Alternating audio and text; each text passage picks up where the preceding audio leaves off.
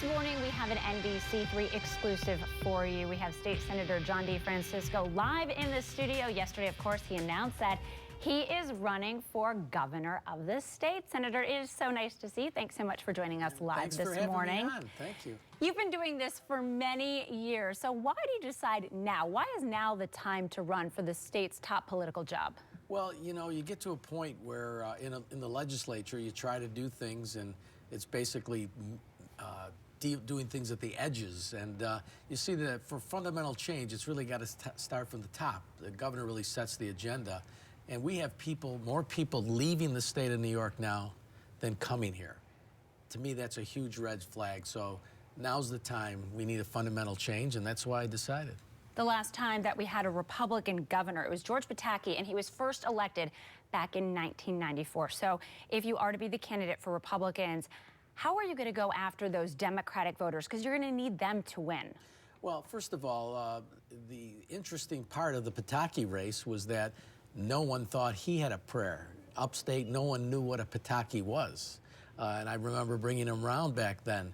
And I think there's the main factor there was that people were tired of the same old as far as what's going on in the state.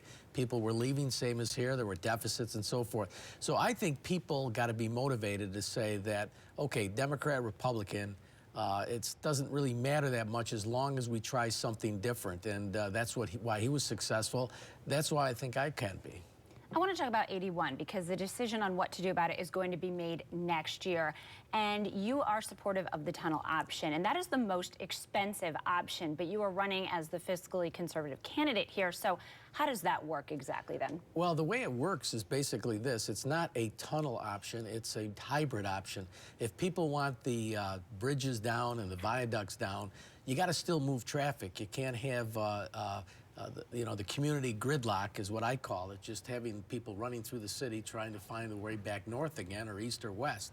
I just think that people built those viaducts to transport people and product.